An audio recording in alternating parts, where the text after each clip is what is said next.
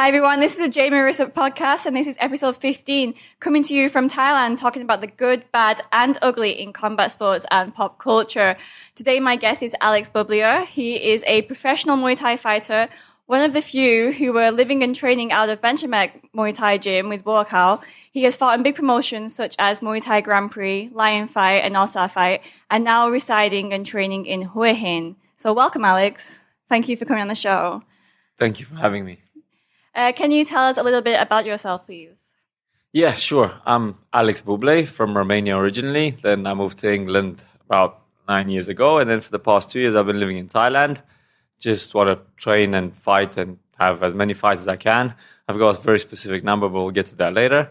And I want to reach the top level and be the toughest fighter that I can possibly be. That's all about me. Yeah, were you training Muay Thai in Romania? Or did you start in England? No, I've trained I've trained kickboxing in Romania for 8 years. There was no Muay Thai. There still is no Muay Thai in Romania. Really? There is only a name, but it's just a sort of an adaptation of kickboxing. Right. There will be very soon, as I'm going to fight in Romania soon, and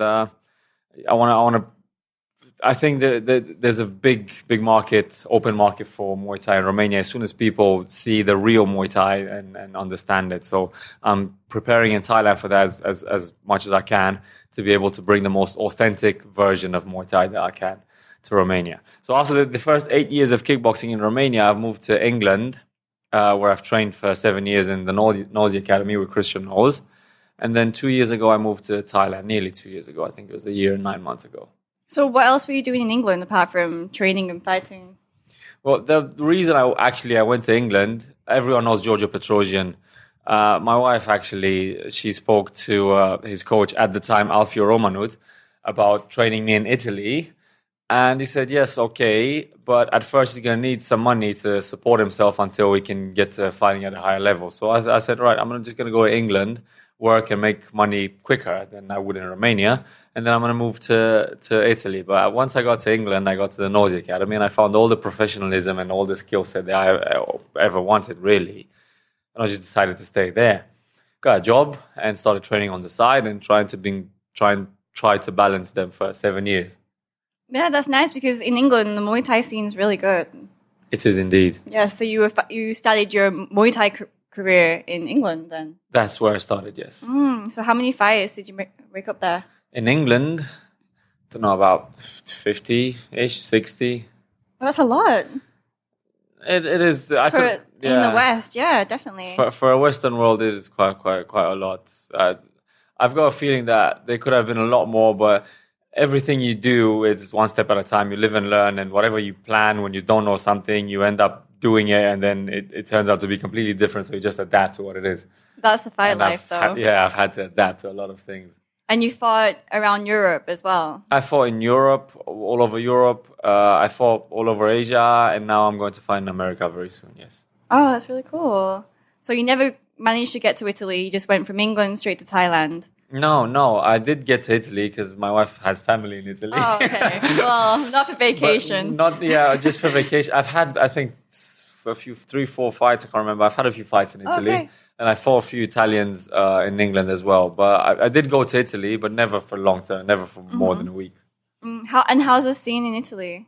It's more kickboxing based. It is quite similar to the Romanian version, but a little bit more advanced. Like it's still an adaptation of Thai boxing. It's not as advanced as you'd find in England or France or Australia. Not talking about Thailand, which is in a league of its own. But it's getting there, but it's still a little bit behind on Muay Thai. Kickboxing, though, is very good. Interesting. And then when you came to Thailand, you went to Benchamek gym straight away, or? Yes, we went to Myanmar at first, my trainer and I. We went to Myanmar. Christian Knowles is my trainer in England. We had a Leslie fight book there with, no gloves and headbutts and all that. Damn. And then from Myanmar, he went back to London and I came straight to Benchamek. You did the left way rules, like full left way rules, headbutts, and the knockout system? No, the knockout system was, they've taken that out, and the round system, they added a 3-round system, or 5 round. So was that WLF? Yes, it was WLF. They've added that to be a little bit more in synchronization with the Western world style of fighting. So that you don't die? No, I don't think dying is But I mean, the traditional left way rules where they do the kick, where when you knock out and they give you like a 5-minute break and then you're able to go fight again and get knocked out again and then the same thing over and over. They didn't do that, no. Yeah, well, that's quite nice.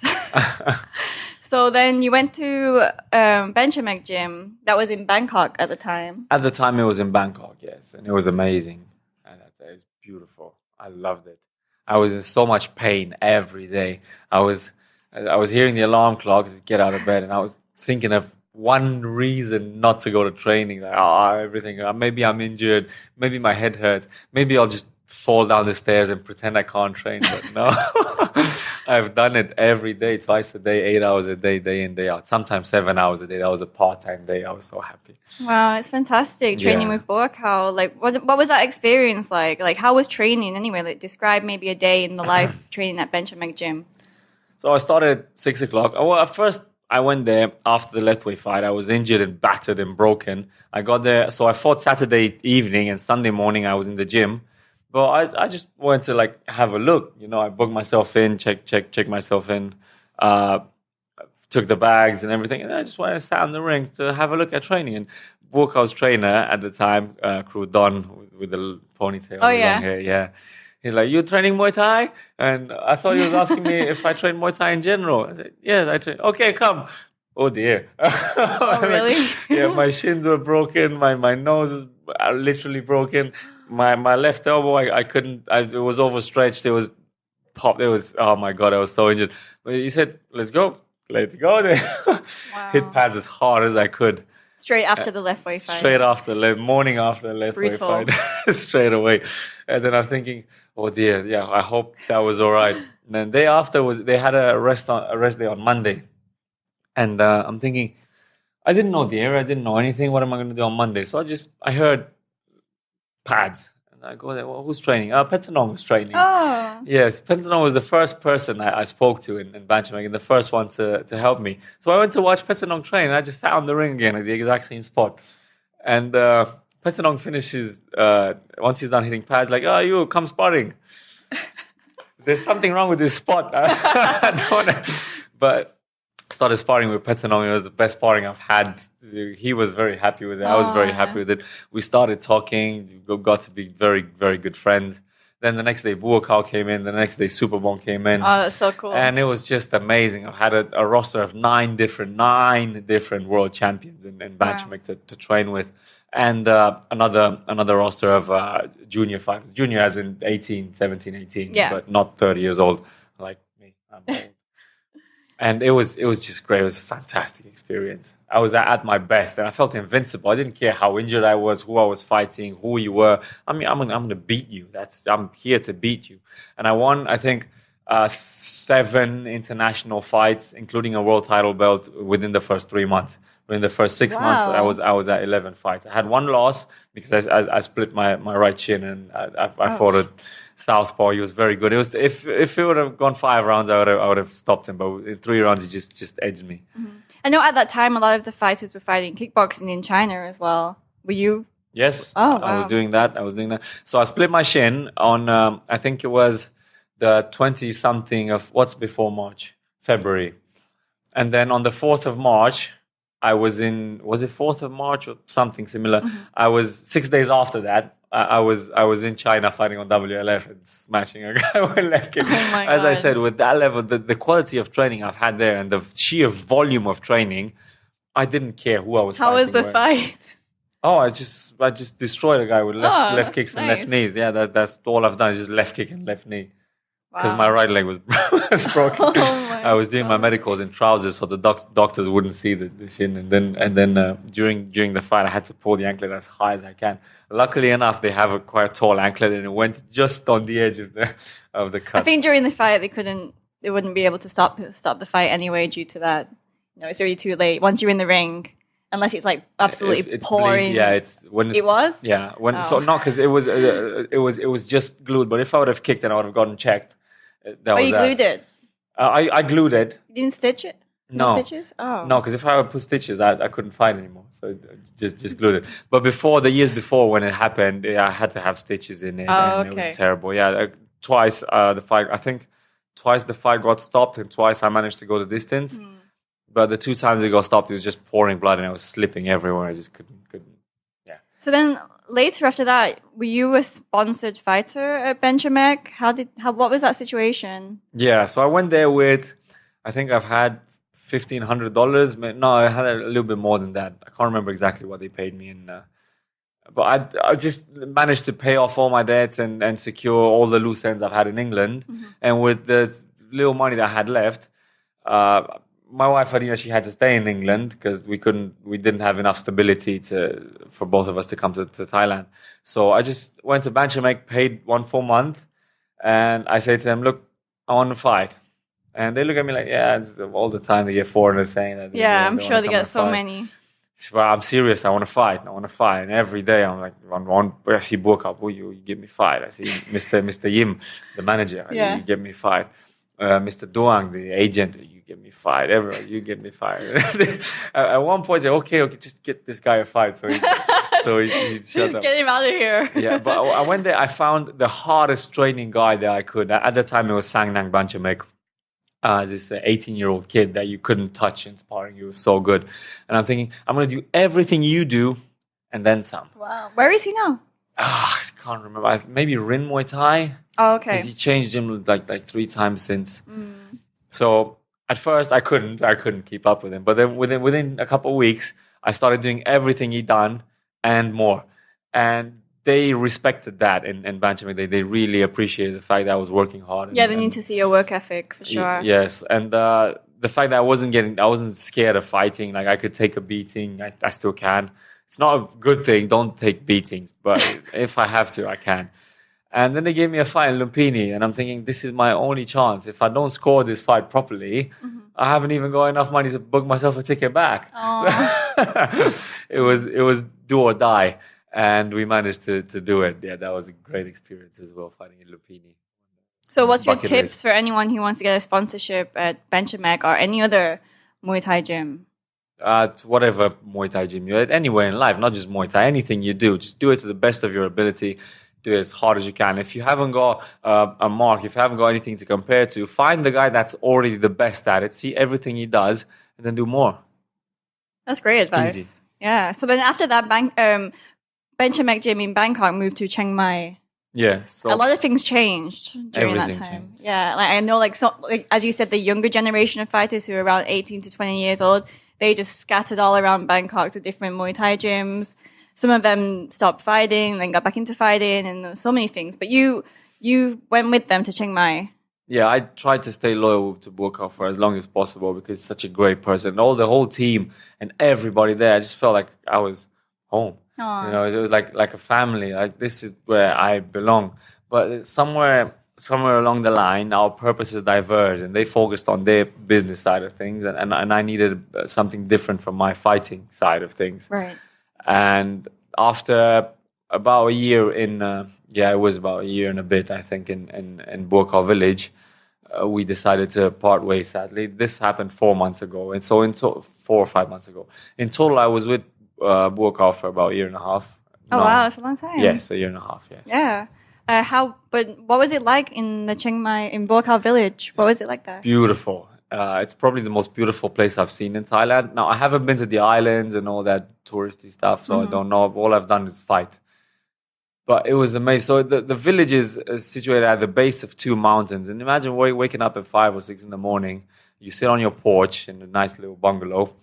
And then you watch the mist set on top of the mountains. You still see the tips and the forest. And you hear the river next to you. And my black cat meowing. You adopted a cat. I even had a cat. I even had a cat. It's amazing. It's just far enough out of Chiang Mai so you can't go every day. So there's no distractions, but it's close enough to go when you need to. Right. And I really appreciated that, and I loved it. I loved the seclusion. The man's built a village. Come on, man. Burkhard, he's a country boy. So, and he will always be a country boy. No matter if he's driving a Lamborghini or whatever, he'll still be a country boy. Because I've actually been to his place in Surin, in Isan, and it's literally just a farm. Like, there's nothing there. It's like 10 houses, but he loves it. He loves it. And it's too hot though. I didn't like it's too hot. Yeah, no aircon? I don't know. In general, I think it's the hottest place in Thailand, isn't Oh. it? It felt like I was boiling. I was cooking, not even boiling. But being there, I just went there to fight once. I have watched your documentary or your interviews. It was crazy.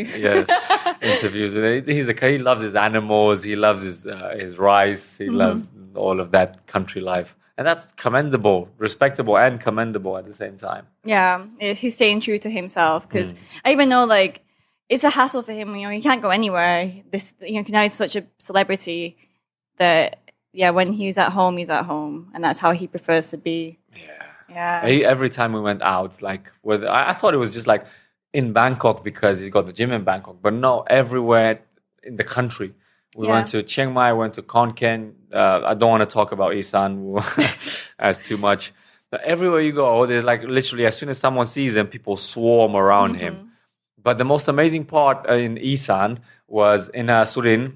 We went to Ban Song Nong, which is his home place, but then all the other villages around. The most amazing place is that they don't just go to take photos for Facebook. The youngsters do that because of all the social media, but all the elder people and everyone just goes to talk to him and touch him and see him. And I'm like, wow, just out of sheer respect and love for him. I've never seen that. We don't have anyone that loved in my country. Well, I mean, like he invested so much in Surin as well. Like I think he bought or paid for temples to be built there and schools. Yeah, he really helped that community. So no wonder people love him. Not just for being famous, but for what he's done, what he's given back to that community. Oh, that's really nice. And now he's not really fighting so much. Sorry? He's not really fighting so much anymore. No, he is. This year he isn't because of some business thing they got going on, which I'm not allowed to, or I don't know much about anyway. But okay. He's fighting. Last year he was fighting. I think he had like 10 fights last year, which is not bad for a man that's 37 years old. Yeah. Considering 10 fights a year for a Muay Thai fighter, for a man that's 37 years old, I think it's spectacular. It's more than youngsters fight when they're my age. I'm 30. When they're like someone else's age, that's younger. And also, when you run out of opponents, pretty much, then I don't think he can ever run out of opponents because when you get to that high of a level, everyone's just gonna. Not everyone, but me personally, if I wouldn't have been training with Buakao, I always dreamt of fighting Buakao. I don't care if I lose or if I beat him or if I knock him or if whatever. I just want to share the ring, Like you get a phone call, do you want to fight Buakao? Even if I'm in hospital, I go, let me just take my IVs off. And it would be like an experience of a lifetime. Exactly. Sure. I don't ever think he's going to run out of opponents. Okay, that's true. Anyway, back to you. So, what have been your biggest fights in your career so far? Well, I fought the number one British fighter, Charlie Peters. I fought him twice. I fought a few very good sides. I fought, Seedman. I fought him in an all-star fight. Southpaw, very annoying for me because I was injured. Very annoying. I fought the big Chinese guys in WLF, Yang Zhuo, the main superstar, and Dong Wenfei. I can't remember. I fought PTT Pet Rung Rang in Thai fight. Yes. Damn. I was the closest one to beating him, but I didn't know how to clinch back then. But no knockout? No knockout. Oh, nice. Usually PTT, he knocks his opponents out. So I've seen. I did hear surprised. that, the Thai fighters, they all have their own little side bets on who can knock out their opponent the fastest. Well, you lost on me then. Nice. But no, because he still won the fight. It was just edged it. It's on YouTube. It was a complete war. You guys go and watch it. I'm just angry that I didn't know how to clinch properly back then because I'm sure if I fight him now, I'm sure I'll beat him. Was that Muay Thai rules or catch? Yes, it was Thai fight 3 rounds. But catch? No, it wasn't. It was just normal Muay Thai. Okay. I don't think they allow Karchuk in England. Oh, it was in England? Yes. Oh, yeah, probably not. I can't imagine that going down very well. And then you're going to go fight online fight. Yes, I fought in Italy online fight a couple months ago. I really wanted to fight the one in Sweden. For you guys watching Muay Thai, Lion Fight goes to Sweden on the 31st of August. And that's an event not to be missed. Magnus Andersson is main event. You might know him as the Crazy Viking on Instagram. Great fighter. I really wanted to fight him on that show, but I think they got someone else. And then afterwards, whenever they got a date for me, I'm going to go to fight in America online fight. That's cool. That's really good. So what's your current record and any titles? Yes, I've got 2-3 days ago. When did I fight in England? Saturday. How many days? Yeah, 3 days just ago. like last week. Yeah, that was 3 days ago. That was my 110th fight. Wow. In England, I've got 71 wins, 34 losses, and 35 losses with that one because I lost on points, and Wow. 4 draws. It's not the best record. It's not the worst either. It's a pretty good record. It's a good record. It's a pretty good one. I'm quite proud of it. I plan to make it a lot better than that. Yeah. And any current titles? So I started winning titles when I went to England. My first local title was like an ISKA Southern area. I can't remember. It was too long ago. Then I won a K1 English title. Then I started winning Muay Thai English titles. Got a bunch of those. And then we moved to the big scene. I won Raw Combat League world title, which I defended twice. That was my best one yet. I've won a world title in Italy, IMTKA, I believe that was. WRSA, World Ring Sports Association. I think that federation has dissolved since. I won the WMC, which is quite a big federation. I won WMC Intercontinental title in Hong Kong. That was last year. And I think those are the only ones that matter. So quite a few then. Yeah, I got a few of those. Nice. Well. What's your mentality behind training and fighting? Are you like spiritual, religious, or do you visualize? Do you meditate? I do a little bit of meditation. I do a lot of visualization. I believe having a clear image of what you want to be in life and what you want to be like in a fight and how you want each single motion to look like is very, very important. I believe when you use your mind, you put your mind to it, and then you put the physical work rate on top of it, the progress doubles. It's going to be so much faster, and so you're going to be so much more efficient. So I mostly believe in the physical side, like do what must be done. People say it doesn't matter as long as you do your best. I agree with that up to one point, but then on the other side, your best changes from day to day, whereas what must be done is constant. So ignore what you can do, because what you can do today is different from what you can do tomorrow or yesterday. Ignore that and just do what you have to do. Forget how you feel. Forget how tired you are. Forget how sick of it you are. Just do what must be done. And then when it's done, then you can switch on your feelings again. Just do what must be done. Eyes on the prize. Eyes on the prize. That's, definitely. yeah, Are you religious? No. Spiritual? Maybe. Yeah, but no, it's definitely true. I think I used to visualize a lot when I was fighting, and even like when you're half asleep and then you wake yourself up trying to like punch the air. I hate those moments. Yeah, you do that, right? I hate those moments. And how about nutrition? Are you on point with your nutrition? I'm sponsored by a fighter's friend from. They're actually from Thailand. They do tinctures, plant and root extracts. They're amazing. And then I'm sponsored by USANA as well, which is vitamins, minerals, antioxidants, and all that. They're from America. They're the only, I'm not sure if they're the only, but I'm sure they were the first platinum-rated supplement company by the Food and Drug Administration from America. They're spectacular. They're expensive, but they're worth it.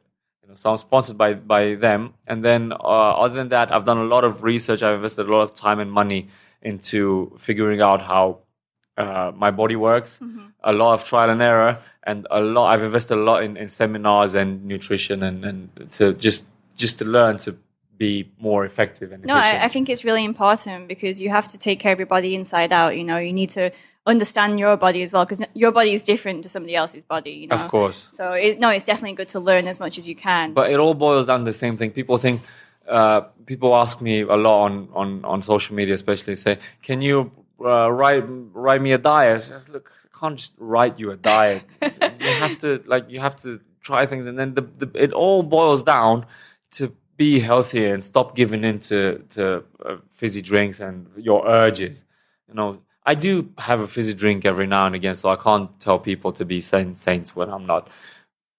But I'd stay off the oils, the fried, the chips, and all that, and just be healthy. Eat rice and chicken, and I'm not going to tell anyone to be vegetarian or vegan. I'm not.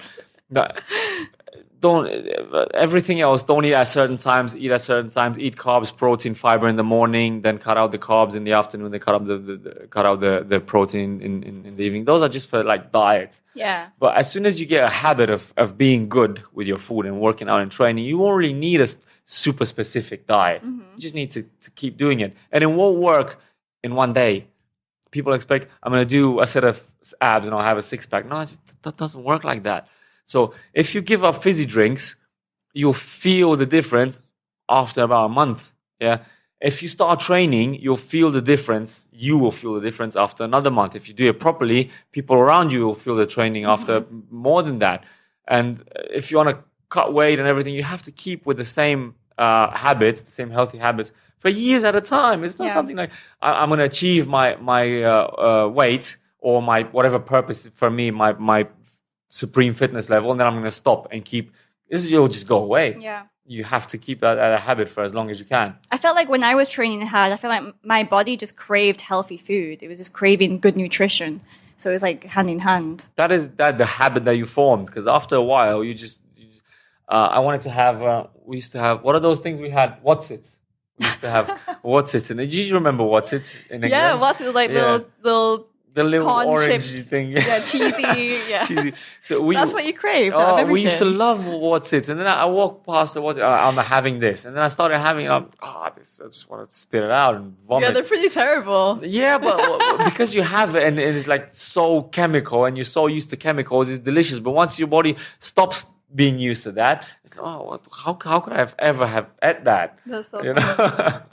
But then I'm sure like after the fight, you want to treat yourself with like ice cream or burger or something. I treat myself to ice cream and burgers. Everything all at once. All the time. And then I cry next day when I run. I should have had that burger. Okay. So I see that you're traveling around with your wife now. How does she find it?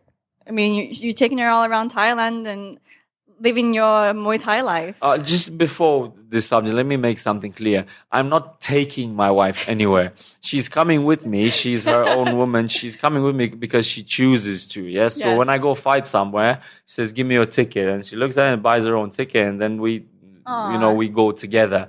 But I'm not like, "Come on, woman, let's go." Oh yeah, okay. No, I'm not doing any of that. She loves traveling. I love travel. We both love traveling. It's the thing we have in common. We're always happy when we travel together. Business always comes first. So if I have to go and fight and I have to be alone for a reason or another, she understands. She gives me my space. I will be alone. We meet after the fight. Like now, we went to England. We both went together for 3 weeks. I stayed in the gym. There's a room in the gym. I stayed in that room. She's like, "Come with me. I have a room just not far." No, I have to be in the gym for this because I want to focus on what I'm doing. I have to be in the gym. And we have our priorities in order. We have our priorities set, and then we have our joys together as well. That's really nice. It's really nice that she supports you and respects what you do, and you respect what she does, and they can work it out together. Because it would be difficult for a lot of other people, I think, in this situation. But it's nice. And so, how long have you guys been married? We're not. What? You called her your wife like a second ago. Yeah, because we've been together since we were children. We're not married. Oh, that's super cute. But you said like earlier, she was still in England when you were here in Thailand. So then, just talk me through that situation. I started in Romania first. When I was meant to move to Italy, and I went to England actually and stayed there. So I stayed in England. That was the first long distance thing we've had. That lasted about 9 months, but it was on and off. So maybe 3 months at a time with a 2-week break, and it was very, very hard. At those times, we had a lot of energy. When you're young, you have a lot of energy, but your purpose might not be as clear. Even though you know, I want to be the best, and it might not be specific. Whereas when I went to Thailand, so we went to England 7 years, then I came to Thailand 1 year. I was here by myself, exactly 1 year. Wow. I was here by myself and she was there. But it was a lot easier to keep our relationship going. It's not easy, but it was easier because of the clarity of our purposes. We knew what we had to do and we knew that this is what had to be done. And then in the end, it was quite emotional and intense, but we managed, we pulled through. To everyone who's trying this, long distance relationships do not work, okay? So get together, find a way to do whatever you're doing together. Find a way to enjoy wherever you are together. Otherwise, it doesn't work. Don't kid yourself with the stuff you see in the movies. You're going to have to compromise, and compromise is the enemy of progress. That's wisdom from the wolf. Yeah, just Have you met any difficulties living in Thailand? Any cultural clashes? Only at first, but it's not cultural clashes, it's bureaucracy clashes. And nobody's going to teach you in school how to get a visa for Thailand.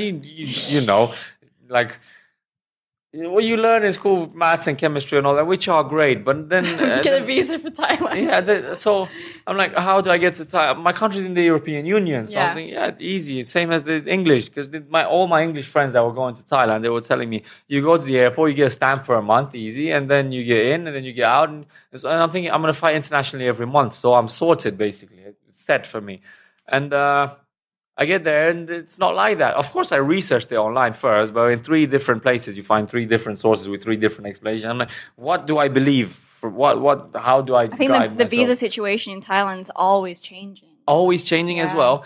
At the time I came, there was a little bit of a language barrier as well. It has gotten a lot better, but when it has to be very specific and very proper, there was a bit of a language barrier, like a missing connection word, like a simple or the. It can make a big difference sometimes.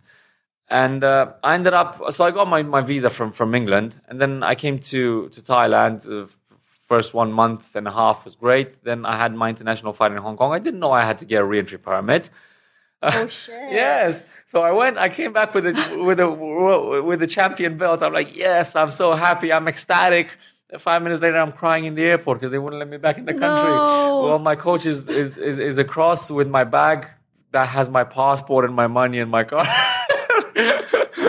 Oh my God. What did you do? And what? I woke up the woman, find me a way to get me back in the country. She woke up the boss, her former boss, her actual boss from England. Find me a way to get me back in the country. So I think, what happened then? Did you wire me some money? Yeah, in the end, she found a way. She wired me some money, and luckily I knew all my bank details, so I knew all the numbers I didn't need. Whoa! Yeah, I'm very good with numbers. I know passports. That's different from a Muay Thai fighter. As soon as I see it, or like a password, it takes me like literally 3 seconds to memorize numbers. If there are letters involved, it's going to be a lot harder. But with numbers, I can just remember things. And I managed to buy myself a ticket out of the country because you only get visa as a Romanian. You only get visa on arrival if you have a ticket out, and it's only 2 weeks. It's not a 1 month stamp. 2 weeks. Yeah, so 2 weeks, and then you have to go get an extension. Extension is meant to be 1 month, but as a Romanian you get 1 week. And I didn't know that either. So then the next day you're stuck in immigration. Like, what am I doing here? What is going on with my life? People running around you like a swarm of bees. Everyone's going everywhere. Nobody knows has any idea what they're doing. And I'm just there like, yes, what now? And then you realize, I have to go learn a new experience, and I have to learn a new paperwork, and I have to learn a new habit and a new custom. And so about the cultural clashes, this is, at one point, it was absolute ecstasy, like winning my final Lumpini. There was absolute agony because I didn't know how to react to that, and things happened.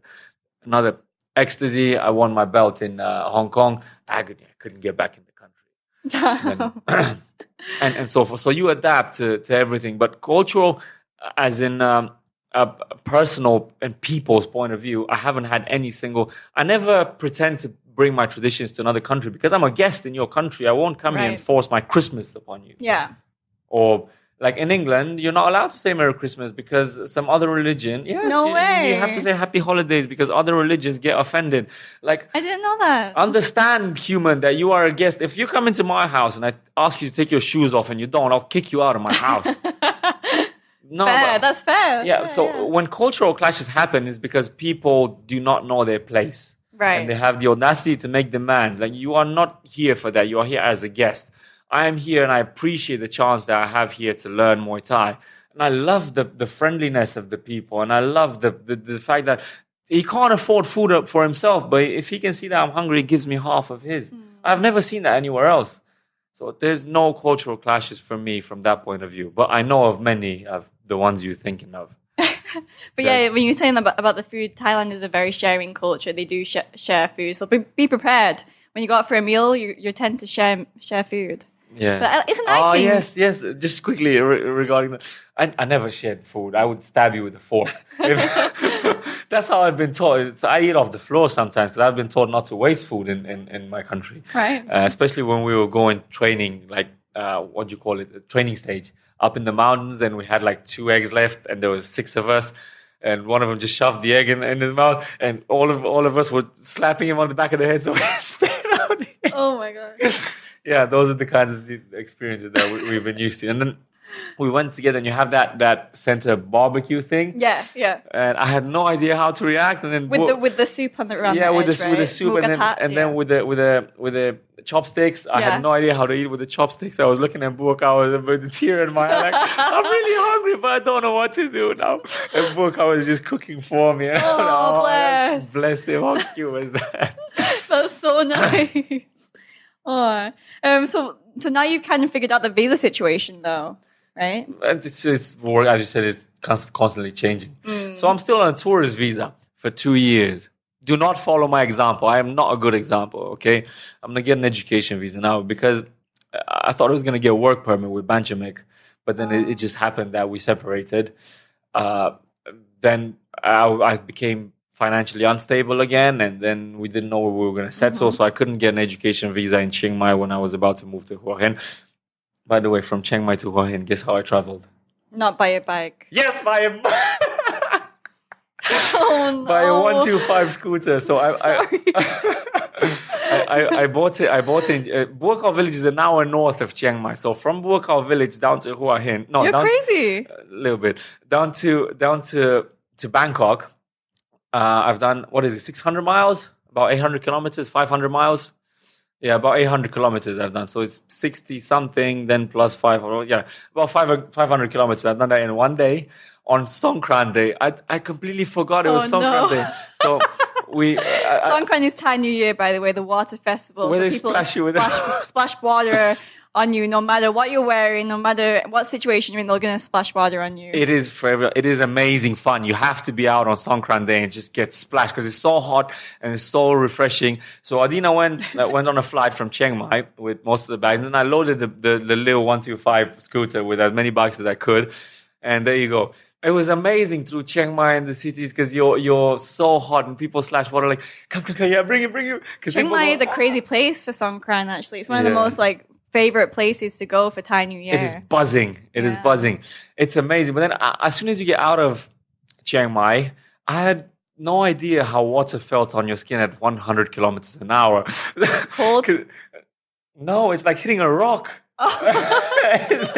So imagine jumping in the pool from like the 4th floor or something. Yeah. Because I thought, this is going to be so refreshing now, the guy with the water. Like, come. And I'm doing 100, like, oh. That's so dangerous. Yeah, that was not pleasant. And your wife was with you at the time? No, she was in the airplane. Yeah, she had landed in Bangkok and was messaging me. Damn. Yeah, don't do that either. Yeah. Don't even drive a scooter during Songkran. Like, that's like the most accidents happen during that time. It's April 13th to 15th. And it's a huge water festival all around the country. And it's quite dangerous. So if you're going to do it and you crash, if you're going to do it and you don't crash, it's beautiful. And if you do it and you crash, at least you've done something beautiful when you crash. That's a nice way to put it, I suppose. So right now you're just living off your fight earnings? We earn money together at this time. So Adina, my wife, she can wife. She can work her job that happens in England. She can work it online from Thailand. She just has to adjust the schedule. And my fight purse, yes, that's what we're doing. But for a long time, it's just been my fight purse. Now that we have 2 incomes together, it's a lot. Oh, that's perfect. Yeah, it's a lot easier. What are your biggest challenges that you faced on this journey so far, and any regrets? There are a few regrets here and there, but it's nothing that I can think of saying, that was a bad decision. That crossroad, I should have turned right instead of left on my way of life. No, it's just things that you go and you don't know the way. And I'm just going to go this way and then figure it out on the way. So things that happen, and there's absolutely no way that you could have known different, and you've done it, and then afterwards you're like, okay, next time this happens, I can do it differently. But that's normal on the Muay Thai journey, on the fighting journey, on any journey, to be honest. Journey. You're going to meet you can't have regrets because things have happened already. Everything that has happened, good or bad, has led you to the point where you're going. Now, if you have a clear vision and a strong passion about where you're going, whatever happens is going to lead you to the right place. If you haven't got that, whatever happens is going to mess up your targeting system, your direction. You're not going to have, you're just going to go where the wind takes you, you know. How about the most rewarding aspects of this lifestyle? Of what lifestyle? The Muay Thai training and living in Thailand and... Oh yeah, I get to play video games in between sessions. Well, what about your nap? Don't take a nap? Of course I take a nap. What do you mean? but then I crawl out of bed, I wash my face, and then I can play a little video game. How about in your free time? What do you like to do? That's my free time. Like your day off? Sleep. Just sleep? No, I like to do, there's so many things, there's a list of things that I'm thinking on Saturday evening. Say, I'm going to do this. And then you wake up Sunday and you're like, oh, I can't move.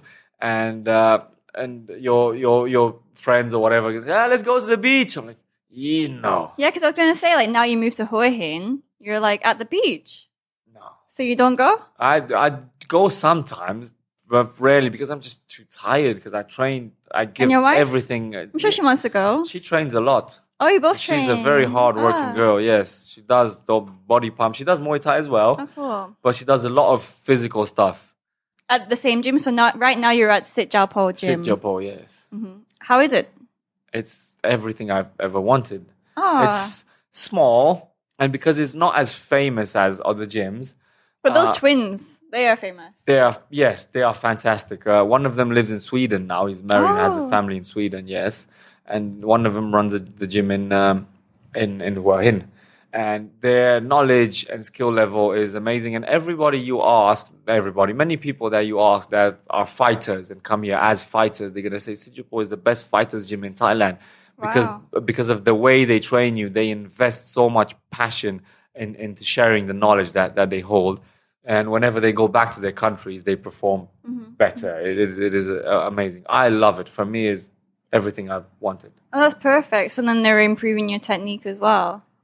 That's really nice. Because some gyms that you go to, they don't really focus so much on the technique. They just want you to go and kick pads and spar, and they see that you're at a good level already, so they're not as they don't see that your technique is as important. Yeah, they focus a lot on fitness, but not because they're like bad trainers or anything. It's just because they think that's what you want, and they think, yeah, if I train him hard, he's gonna get tired and he's gonna be very happy by the fact that he got tired. Whereas sometimes, like, look, fitness is very important. If you're not fit in Muay Thai, goodbye. You're not going to win. But what were we talking about? Technique, teaching technique. Right. Rather than just the fitness. I'm here as an experienced fighter. As a beginner fighter, yeah, dude, you're going to learn by doing so. If it makes you do 1,000 kicks, don't hate that trainer, because the more you do it, the better you get at it. And the more you do it, the more he can explain to you. I can't explain all, I teach a lot in England. If I find if a beginner comes to me and asks me how to kick, I tell him the first 2-3 basic things, like swing your hand, get up on your toes, and turn your leg. If you start telling him more, like push your hips through and all that, it's going to be too much information. So the more he does it, the more his body's going to learn it, and the more you can teach him. Now, when a trainer tells you to do 1,000 kicks in Thailand, just do that 1,000 kicks. When you get to 400, he's going to tell you something else. When you get to 650, he's going to tell you something else, and so forth. But at the level I am now, I'm doing thousands of those kicks every day, and I want to learn specifics that are hard to access in other places. Because I've been thinking about, sometimes we were training in London and people came to Thailand and they came back not as good as they went, because they went to like a tourist gym where all they done was that fitness thing. So I'm thinking, those trainers know as well, but the way you presented yourself allow them to train you in a certain way. Yes. Like as soon as I went, I said, look, I want to fight. I don't care how you're going to look at me or what you're going to think about me. This is it. I'm here to fight. I'm going to firstly prove myself to you that I've got a work ethic, so I'm not going to waste your time, okay? But then after I've proven myself to you, I want access to all that information. And all this happens mentally and also physically as well, but you don't talk about it. Sorry. Because a lot of people talk about fighting. I want to fight. I want to be the best in the world. But then once they see how hard it is, they sort of change my mind. Because like when they come to Thailand, like you said, they go to the tourist Muay Thai gym and they just have fun, and they go to the beach and they go training, and that's what they think the life is. That's not the fighter's life. And when they say, "Oh man, you're living the dream," and I'm thinking, if you only knew what the dream is, you probably wouldn't, like, you know. It's not for everyone. It's not for everyone, and the knowledge is there. Even at the tourist gym, even whatever gym you go, the knowledge is there. But the way you present yourself to that knowledge makes the trainers react. So they only react to you, and you form a bond with that trainer. If you go there to have a vacation and some training, then that's what they're gonna do. Whereas I'm here to have training and then maybe some vacation, and then they're gonna react differently to you. Oh, it's nice. And who are your training partners? Just one of the twins, and is there any other foreign fighters at the gym? There is always a constant supply of foreign fighters because the gym is not as famous as we said. Let's say Banchamek or Yokkao or the Phuket ones. All of them. There are only people there that have done their research and know about Muay Thai. So even the ones that are not fighters, they still know how to spar properly, and you always get a constant resupply of fighters. And then there are the standard ones. One of the twins, Crew F, we call him Peto Sitjaopho. There's Charles Johnson from America, probably the hardest foreign clincher I've ever seen. Oh, nice. And all the trainers that fight on max, Jaipet, Chalampet, Hinpet, and so on. Oh, that's great. I think Sitjaopho is pretty popular with Americans because they have a good Instagram presence. Yes. Yeah, yes. and that's really big in America. So yeah, for all the gyms, I would say get on Instagram, like do as much as you can on that. So any upcoming fights? Yes, I've got. I'm going to try and get 2 fights on max up until September, at least one. That's not confirmed, no dates, no weight division, but it will happen. And then 27th of September, I've got a fight in Romania. Finally, I've been trying. Oh, nice. And is that Muay Thai? No, it's going to be kickboxing, but I'm still using my Muay Thai technique. So no elbows, but other than that, I'm still punching and kicking people in the face, which is awesome. I've been trying to fight in Romania for a long time. It finally happened now, financially, and everything is sorted. Yes. I've got Singapore in December, and again, I'm trying to look for something in between. And Lion Fighter are fighting me one in America. I'm really hoping to get one before the end of the year, and not after New Year's, because I haven't had a Christmas with my family in I can't remember how long, and I really want to go home for Christmas. Yeah. Will your family be coming to your fight in Romania? I goddamn hope so. Is it the same city that you live? No, it's quite far, but it's the same country. You can drive. Yeah. My mum, bless her, and my youngest brother, they came to London for my last one. I was so happy that's to have so seen nice. it. Yeah. So they're fully supportive of your fighting life? They are now. They weren't in the beginning. That's usually how it is, though. They usually always. They don't want to see their family member, the son or the brother or whatever, get hit. In the So face. my youngest brother, he's how old is my brother? Yes, whatever she said, 16, 15, 17. He's a very good swimmer. There's 14-year difference. I'm going to turn 31. He's going to turn... Wow. Yes. It's a big difference. Yes, so that was right. He's one of the best swimmers in the country. And then he came to England for a few days. I was just finishing off the fight camp, the weigh and everything. He started training with my trainer. He's like, Mom, I want to switch to fighting. Oh, no. Mom was like, don't you dare. I'll get back. Fuck back here. I will kill you. I can't handle 2 sons doing that. That's so funny. Yeah, there's 4 of us. I've chose this path. They all chose their own. The youngest one, he likes the sports life as well. And the other 2, they're computer programmers. Very good at it as well. Yes. That's very different though. Sports and then computer. That's good. So that's your upcoming fights. And is there any things that you'd like to see be improved in the Muay Thai industry in Thailand? What do you mean by proved? Improved. Yes. I know, sometimes it's difficult. I'd like us to get more money. Yeah, that's very true. In Thailand has done a lot. I think Thailand has done most of what it could do for Muay Thai for now. Thailand has done Buakao. Buakao himself is the man that brought Muay Thai to a larger audience on the planet than all of the other fighters, including Sanchai, combined. Yeah. So he's brought Muay Thai to a larger audience than anyone else, and all of them combined. So what Thailand has done a lot for Muay Thai, but what we can do for Muay Thai as foreign fighters is improve our technique and our level and help our countries understand clinching and the way that the Muay Thai works, and not just the gambling side of it. Mm-hmm. Yeah, but that's true. Like when you said, foreigners go to Thailand and then their technique kind of get lost a little bit, or maybe their mindset towards don't generalize it too far. I said some people do that because that's what they want out of it. They're thinking, I'm going to go in Thailand and improve. But then you're at the beach all day. That doesn't work. So I'm going to go I'm going to go get a few fights. And then, but you're in the club drinking every night. So you're going to get a fight in some bar. You know, that's not going to improve you. If you want to commit to it, you have to commit to it. You have to be separate from all the distractions, all the clubbing, all the partying, all the video games in my case or whatever. You just have to be in the gym all day long and sleeping when you're not in the gym. And that's that. You have 1 day a week when you're thinking, I'm going to do so many things, and you won't because you're too tired. And all you want to do is just tell everyone to leave you alone and sleep. That is the only way. There is no other way. What motivates you, and how do you stay motivated? I just have a purpose that I've set, and I'm a firm believer in do what must be done. So a man, this is advice for everyone, and many of you will disagree with it because you're not able to do it. So man up and do it, or don't. I don't care. A man is only as good as his word. So if you say you're going to do something and then you don't do it, you're weak. You're not a man. That's that. So no matter how small the thing is, if you feel like, I just don't feel like doing it now, and you find an excuse and you call the other person and you say, look, that's not going to work because whatever reason, you are not a man. So I believe in doing what I said that I would do. I said to myself that I would reach my purpose, and I've set a purpose that's very unrealistic. So even though I might not reach it, I'm still going to get damn close to it. Well, that's my second question. What's your goal? Before I retire, 300 fights. 300 fights. That means I have to fight 20 times a year for the next 10 years, and I'm already old. Wow. And the other part of it, I'm not going to tell you. Okay. To myself. No, but just know that if I get anywhere near that goal, I'm going to be one of the best fighters that has ever lived.